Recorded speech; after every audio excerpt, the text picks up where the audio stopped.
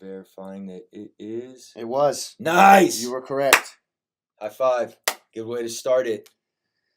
Yes, sir. Now we can enjoy it more. Yeah. So this is 71 then. 71. 71. Welcome back to the show. Yeah. Part 2 of 70. I'm assuming at this time, thinking ahead, a little forward thinking, all right? I'm assuming at this time we put out our crowdfund video. Okay. Yeah. And if you have helped us from this point until you're hearing this, thank you. We appreciate it. Mm-hmm. We got our equipment commandeered by the government, like we said in episode 70. Yep. CIA. Someone came in. I don't know. Fill it. NSA. Give your there was a raid.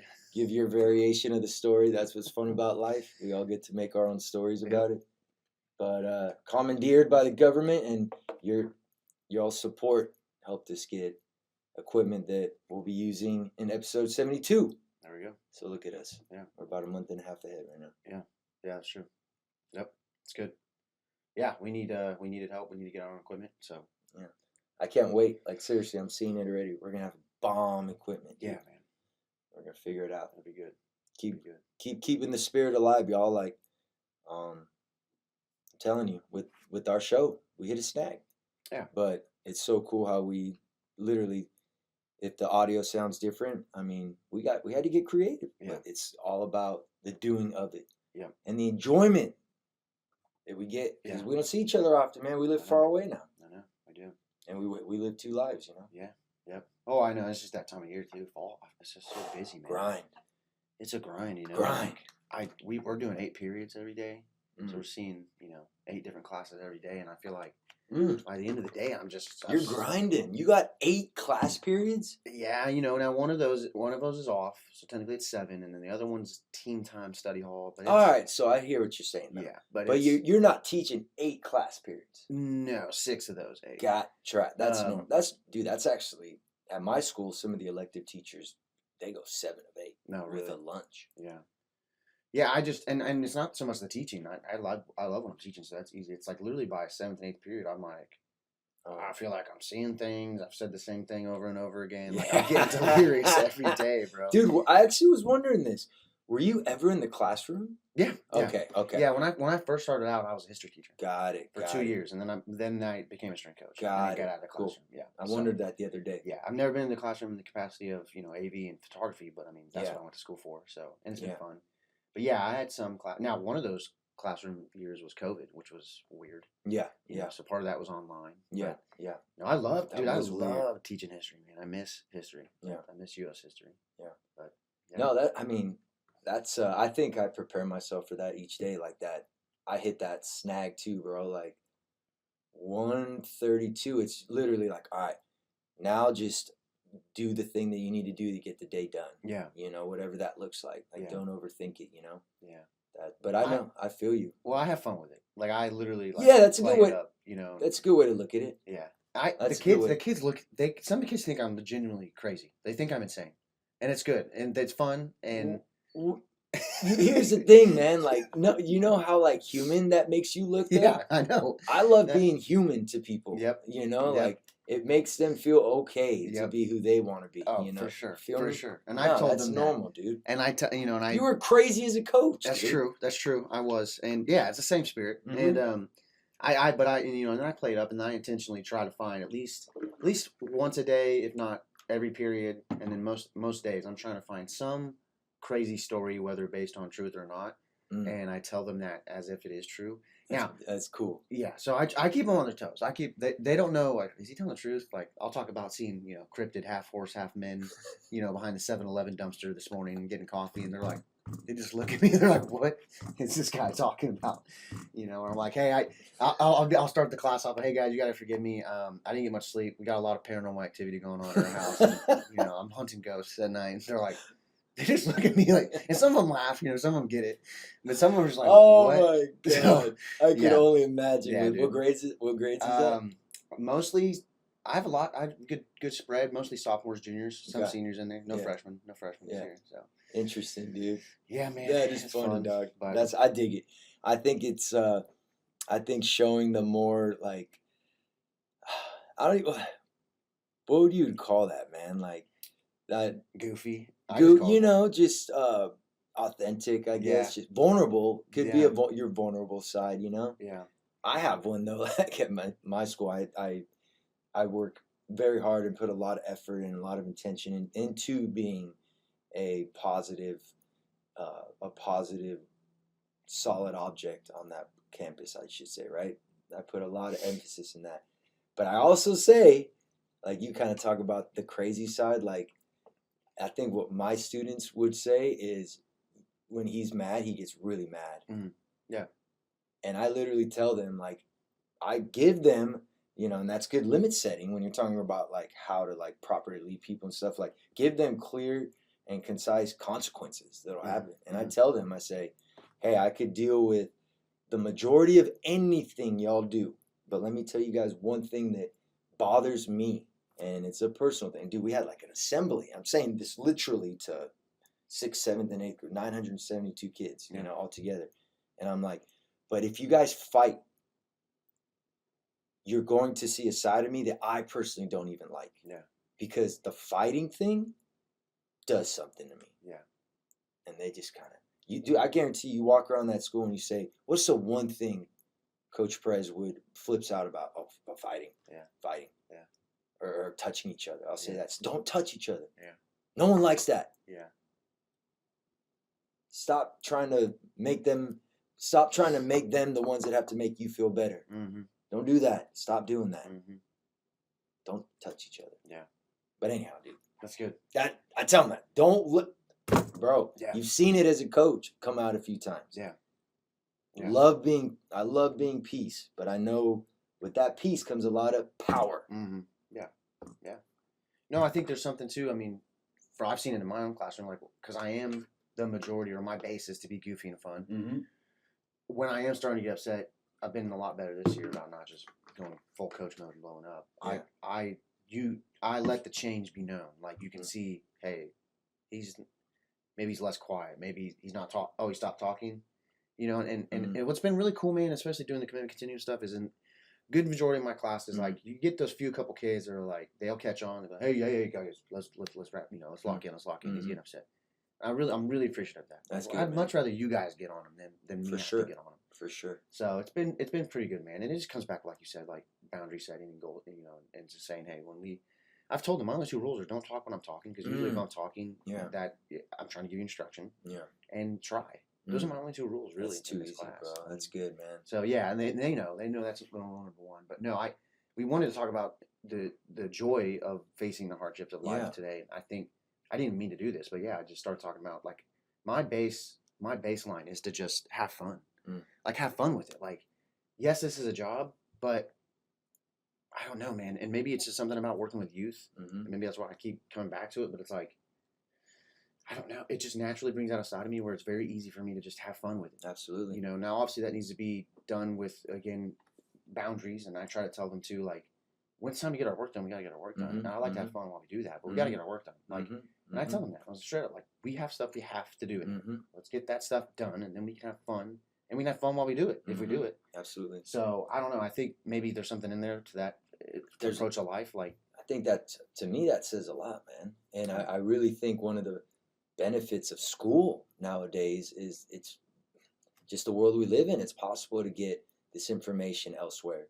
But I think it's what's most important in schools now is the experience that the child is getting while they're there, because if the experience itself is possible, then it gives them some sort of coping mechanism to place against the hardship. Yeah. You know? Yeah. So it's like try to make the experience, you know, not so focused on what's getting put into them, but the context of where they're at, the big picture. And at the same time, the other one is tell me the second. So you talked about your rule was, oh, don't talk when I'm talking, and try. There was one more thing I wanted to say to you, and I'm thinking maybe I was going back to finding joy in, that's what it was. Thank you. Is the ones that are the few compelled, if we go back to like the original one, that's kind of, I wanted to share like how you can enjoy building other people who in turn support what you're trying to accomplish. That's a big part of leadership too. Yeah. That brings a lot of meaning to it, a lot of joy. Yes. Is by them becoming leaders in the class, even if it's one or two, man. If you could, that begins that process of what I call like a self-managing Yes. class, or Yes. in general, just a self-managing team or organization that all you have to do is describe, not prescribe. That's something else I learned. Remember we spoke about the general in episode. It's another thing we talked about. When it comes to delegating guidance or delegating expectations or delegating what needs to happen, when you get to the point where you can just describe it and then people execute, you're not having to always prescribe, do this, because then people don't feel like they have that autonomy. Yeah. You know? I love that. I naturally do that. So by you doing that, bro, and making that self-managing class, you're just prescribing. This is what we're describing. I'm sorry. And then the few who are compelled, bro, they're gonna spread, and that's infectious, dude. Well, yeah. Well, and like I've seen, it's more so with boys because they kind of have that natural tendency to compete. Mm-hmm. And I have a lot of athletes or former athletes, but like what I do is I'll build up. I'm watching. You know, like I can think of one period. They're kind of rowdy. Mm-hmm. It's a lot of athletes. Mm-hmm. My seventh period, and there's one kid in there that just naturally. He's a kid, but he's got a really deep voice, and he sounds like an adult. He kind of naturally just took to being like, "Hey, let's being that guy." Yeah. And I build him up, bro. I've been building him up. Cody, you're my dude. You're my leader, bro. Like that's you're compelled. Awesome, bro. Good and job then there. what's starting to happen is, well, I'm compelled too, you know, and it's like, and then they're trying machismo. to. Yeah, exactly, right. So. I dig it, man. Yeah, so it starts to see. For me, especially in my subject, I'm still working on how to figure this out. Because I don't know you could start like this at the beginning of the year. Maybe it's a second semester thing. Mm-hmm. I'd ideally like to turn my whole classroom into a business model where we are a creative media industry, whatever. Like when you walk into my class, like my sports marketing class, we're a sports marketing media company, and I wanna assign managers and project managers, and maybe you're just a camera person, cool. and give them roles for those kids that naturally want to be more, and like make it an office setting. So I'm still working that out. But that's making it very relevant. Yes, yeah, and again, everything I keep teaching them is like and significant to them. Wow, this is cool, man. Give you a role. I have responsibility, dude. Yes, exactly. I think that's great, man. I hope you can pull that off. Yeah, I know. That sounds fun. I'm trying to figure out how to work that out. That sounds fun, dude. Yeah, part of it is like, and I keep telling them like, guys, I know you may not care about photography, you may not care about sports marketing, but you got to look at this as practice because all of you eventually are going to have to find a job somewhere, and you're gonna have to work with people you may not like, and you're gonna maybe have a boss that you don't like. That's what I was trying to remember earlier that slipped was the biggest thing in school, and then I'm gonna let you keep going. Is the social skills they develop. Yes. Because technology is gonna take a lot of what happens away from us, but you can never take away human connection. For sure. So keep going. No, and to your point, I've told them too. I said, even if you guys are thinking in your heads right now, well, I'm going to get some kind of remote, work from home online job, you still have to interact. You're not going to be a one-man job. Even if you own your own business, you're going to have employees. Absolutely. You're going to have people that you buy from, like vendors and stuff. You have to know how to work with people that you may not like. Bro. So absolutely, I've been trying to hammer that home, man. And I know because that is kind of the key. That's kind of where education's shifting. Because I mean, you look at where the experience and the social skills so big, bro. Yes. And all right, so let's keep going down the avenue of how do you enjoy the effort that it takes to pursue a meaningful life. I think that's kind of what these 2-part series have been about. Yeah. Because it does require a lot of sacrifice. No doubt. We all can agree on that. But at the same time, I wonder if you find a lot of joy in it. And this word just popped in, so I'm going to throw it out. But just the growth of it. Or maybe we can use the word evolution, because I like that word. Yeah. But, like, what if the growth of this, like almost like viewing it as like a living organism, that like how you treat it and care for it and nurture it, and encourage it and uplift it, like determines like what it be like that influences what it ultimately becomes. Yeah. Like what if just growing and creating maybe? Yeah. Because you're creating a space where people come and experience. Yes. I think you're like spot on to something because, this is the Nietzschean in me. Yeah. He would say that's exactly what the life force energy of nature wants. I would assume. That's what it wants to do. It wants to grow. It wants to expand. It wants to face hardships so it can challenge itself, and that spirit's in all of us. And grow itself. Yeah, and grow itself. And he calls it. He's getting this from Heraclitus, which we've talked about. Mhm. But it's that spirit of becoming. Mm. It's not being where you're just stagnant. I am a being. It's a becoming, Mm. and that's a more active, changing, influx approach. And I think so like part of what I've realized is that is a part of us, but I think there's also a part of us that is more what I would call reactive or more just seeking comfort. Okay. I think so much of, and Nietzsche would say this too. Nietzsche read a lot of Darwin and his evolutionary theory, but what he said was he thought one of his crucial mistakes was he thought it was a lot of times it was like the negative exception that won out. It wasn't the positive, mutation that won out over time. It was the vast majority that kind of found a way to be secure and safe and not challenge themselves that would eventually propagate and become more, and then they survive, and that's what carried the species. And I think that's in us too. I think we have two. It's like the two wolves, or like two conflicting natures. I think Absolutely. and I see this in myself, and it's something that I think we all have to battle with. Is like, do I want to go home and just veg out on the couch because I'm tired after an 8-hour workday, or is there something, or am I going to commit to that energy in me that what does want to create? Because I think that is part of that procreative becoming process is a creation part, like you said. So Absolutely. anyway, that's where my head goes naturally. Is like there's this battle of wills inside of us, and already we're a split dichotomy. If you do agree to that, now we're two, and I would argue, again along Jungian lines, it's probably way more than that as far as battling wills. But where does that take you with your therapy and your expertise? I think that just, well, I started thinking lowercase s self and uppercase s self. I think I do bring that into my practice, but I also present it in a way that is very reasonable and digestible. I think talking about the idea of like hope and seeing the good in others and teaching people how powerful our beliefs are and how understanding past experience determines the concepts that we have that we use to predict life or reality, I should even say, and how we are architects of our experience. Like all that really comes from, there is two sides of us, that there is that one side who kind of was thinking power versus force too, and that like there's that side that's just force, that is just getting its energy from the world and what's happening out there. And then there's kind of that side that we're talking about tonight that's powerful, and the word is power is used in the science of what I'm talking about right now. And there you're gathering your energy from where this is all coming from, not what is being created. So there's more space in that place. I love that.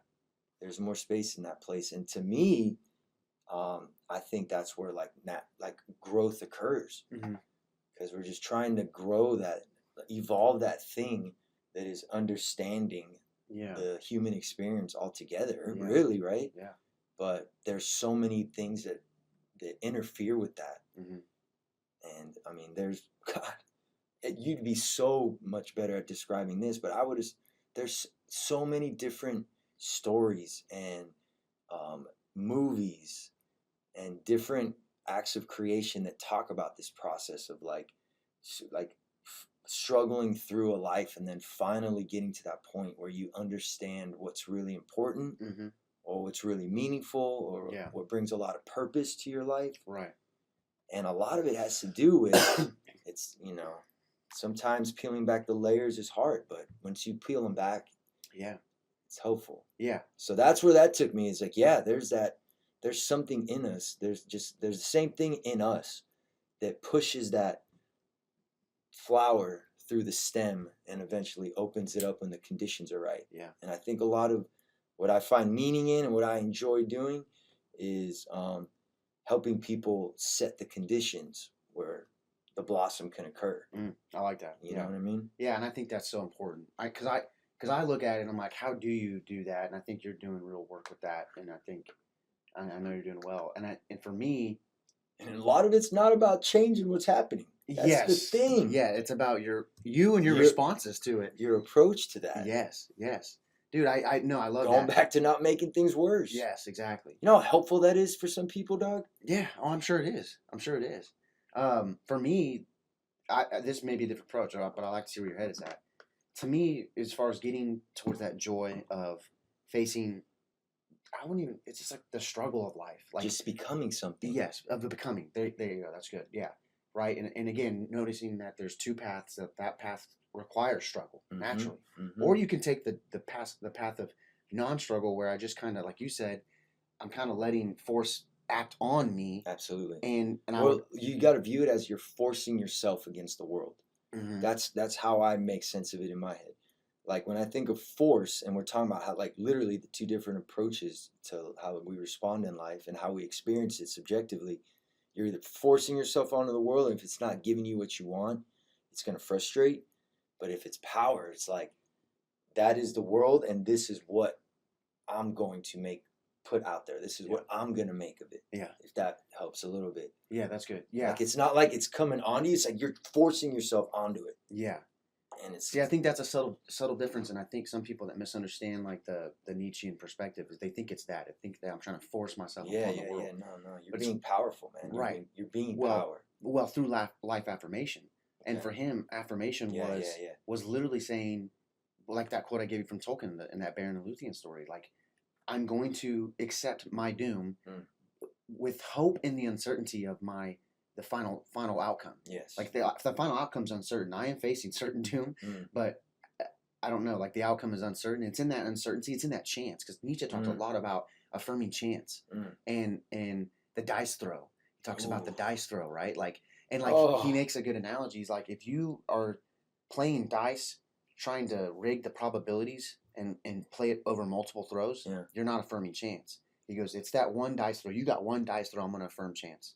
And I'm going to throw it, and I got to roll sixes. I love it. And when you roll sixes, then you get the dice throw back. But if you're planning to throw for multiple dice, you're not playing the game right. You're not playing the game right. You got to play that one roll right. Yes, bro. Send it. So, but to my point to that, like, and that's a subtle difference, but, and my point to that was, I think I look at it like this. Again, I come back to that Scandinavian, Viking, Nordic culture. Yeah. They had it was almost a drunkenness towards death in life, where as long as they died with their sword in their hand, think about that. Yeah. They're like, hey, their fundamental religion was, if you die with your sword in your hand, you're going to get to go party with Odin and Valhalla. Okay? So that meant you had to die fighting. Okay. You had to die struggling, going down. You're going to die. And, you know, they did not want to die in bed. Do not let me die in bed, lying down. And to me, that's kind of like this. It's almost like that drunkenness, or that war drunkenness, where, or like when you're in a battle, like I know this from playing football, like that kind of high you're in, or any kind of competition, really. And I really think about, like, okay, well, how do you cultivate that in a culture or in a people? And I really think it starts with, you have to have the self-confidence that you can face hard things. You can face hard things and you won't die. And that goes from you taking that. And that first step might be, I'm going to try and do 20 push-ups tonight. Because you don't, let's say you don't, it's just, we'll take a kid that doesn't do anything physical. They're down bad. But they want this approach. And it's like, maybe for the next month, you're going to work on doing 20 push-ups, for every night. And you're going to see that, okay, I'm not, maybe I'm sore, but eventually that'll go away. And I don't know, to me, if you worked on maintaining and taking care of yourself physically, I'm not trying to be a meathead here. I just think it starts, our bodies, this is the vehicle of our soul and our mind. You can't discredit that, like, to me. There's a lot of practicality. Okay. You to 100%. Am I making sense, like, where I'm going with this? Dude, it was so mind-blowing that you said confidence, because I was going to bring in confidence, but then the way I put it was self-esteem. Yeah. A lot of counseling and therapy has to do with helping low self-esteem. I love it, because there's a lot that comes from that. Yeah. But the way you said that, to give them just that one little small micro thing that they can do to help develop their self-esteem about themselves, they're going to meet the demands placed upon them in a healthier way. Yeah. So it was awesome. That was very well said, man. Cool. And there's so much utility in that. Yeah. So much utility in that. I'm man. glad you brought self-esteem in, because I think I've Dude, told it you this, is. but steam, it's steam to me. You gotta get that fire burning. Mm. If you think of a steam engine, there was some back when we had steam engine trains. There was someone constantly adding coal to the fire. Yeah. And to me, that metaphor is Yes. adding coal to the fire of this confidence, this self-esteem. Absolutely. Which then will let you take that spirit that you have that is very significant and meaningful to you, that philosophy of like sell out for life, no matter what that is, and have fun while you're doing it. I think the fun part about just the human experience in general, and a lot of what the work that we do does, is it helps you take that and then put it into your context in a way that is like healthy and productive and like solution focused. Like that same spirit you're bringing, that Viking like spirit, is probably what helps you create the type of classroom that you're trying to create. You see what I'm saying? Yeah. So it's like that's fun, dude. Like find this thing that brings you to life, whatever that looks like. Let that be like your core belief, and then bring that into the world. Because if you really want to see change, like be the change. Yeah, exactly. In a way that is productive. Yeah. Be the change. Yes. Yes, bro. I'm so glad you said that. I literally, one of the last slides we went over on this module 1 of the Commit Continuum is just an image of Muhammad Ali staring in the mirror. And I said that commitment starts with the man in the mirror. But, shout out to Coach Evans, always saying man in the mirror. Oh, is he? Yeah. Well, Michael Jackson has the great song. I'm going to start changing with the man in the mirror. That's the truth, man. Yeah, it is the truth. And I think a lot of because I talk to these kids about what they want to do, and the vast majority of them don't know what they want to do. And I told them that's fine right now. You don't need to know what you want to do right now. I haven't gone this far yet, but I'm starting to lean towards my prescription to somebody who is maybe aimless or they're wondering where they should go. Is you just need to go kind of do some hard stuff. And that can, again, it's make that contextually relevant to you and your life and what makes you, if maybe you're creative and doing hard stuff is I'm going to commit to writing a chapter every night. I don't know, or drawing, like I have a bunch of drawers and I tell every one of them, I go, because we talked to, they share, and some of my artists in classes that I had, they're like, well, I kind of, sometimes I'll do a drawing and I feel bad about it because it's not as good as I want it to be, or it's not as good as that other artist I like. And I said, stop. First of all, I think it's inherent in our nature to create, and you should be proud and joyful that you created something in your own unique way, and stop comparing it to someone else. Don't betray that innate nature in you because it doesn't fit to the mold of somebody else's art, which is their own path, or this ideal of perfection that you have. You created. Like be joyful in that. And I think sometimes kids, they have that desire. They just don't. They get caught up in all that, the comparison and the I'm not where I should be. And it's like, just find joy in the act, and then challenge yourself to find joy. Like that could be your hard thing. That could be the hard things that you're trying to implement. That is very subjective, and that is very healthy to do. What you just said. Yeah. And when you talk about the idea of when anyone is comparing or has a fear of failure, like you gotta understand that there's like an emotion concept attached to that. Yeah. So whether it be guilt or shame or something that has led to them to believe that I'm not good enough has to be considered from an emotional perspective. Yeah. Bro. Has to be. And I reckon we close out 71 with this. And if you want to find joy in the effort that it takes to overcome the hardships that are inevitable, compare yourself to who you were yesterday and to who no one else is today. Thank you, Jordan Peterson, for that. Yep. It's good. And Hippocrates doesn't care. That's why Hippocrates don't care. Just keep striving, keep evolving, keep learning, keep listening, keep asking, keep wondering, keep thinking, keep feeling, keep responding. Yeah. Do all that kind of stuff. Keep going. Keep going. Let that energy within you, man, come out in a positive way. And just see what happens, man. Yeah. Maybe the world's not out to get us. Yeah. I like it. Maybe it's not out to get us, man. Maybe it's just trying to see who we are. Spot on, bro. Why not, dude? That's spot on. That's how I find joy in it. Yeah. It ain't out to get us. It ain't out to get us, man. It just don't want us to make things worse. Yep. It's trying to push you, see who you are. Yeah, just don't make this worse, man. Here. I ain't never gonna give you a problem that I don't think you can overcome. Don't forget that. Yep. It's true. That's true. You know what I'm saying? Yep. I love It it. may not happen how we think, but that's not our place to question. Mm-mm. That ain't our question to ask. Nope. No. Amen, brother. It just happened, dog. 71. 71? Hey, Appreciate y'all. new equipment next. We'll be back in.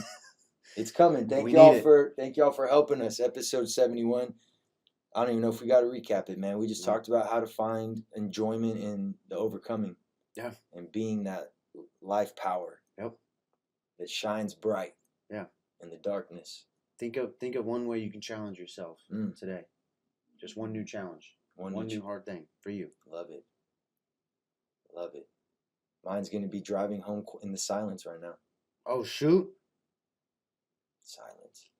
I'm challenging myself. It'd be a challenge. I'm used to throwing something I don't know on. if I could do that, bro. I'm doing it. Drive time is it's like my peace. It's like my I'm gonna have to be with myself, man. It's good.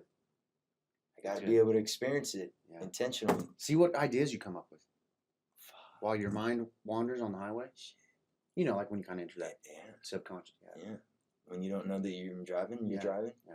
See what ideas you come up with. That's scary how we do that. I know.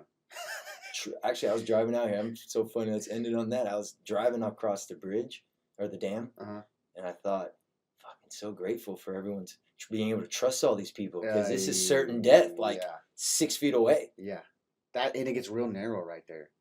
If one person just veered off, think about driving, dude. Like the trust we have to put in others. What if we put that same trust in all areas of life with people? In life, trust them. Yep. Give them a chance. Trust them. Yep. It's good. And then learn from there. I love it. Love you, dog. Love you too, man. Episode 71. Thanks for the support, y'all. We got some new equipment. Thank you. Appreciate y'all. Later.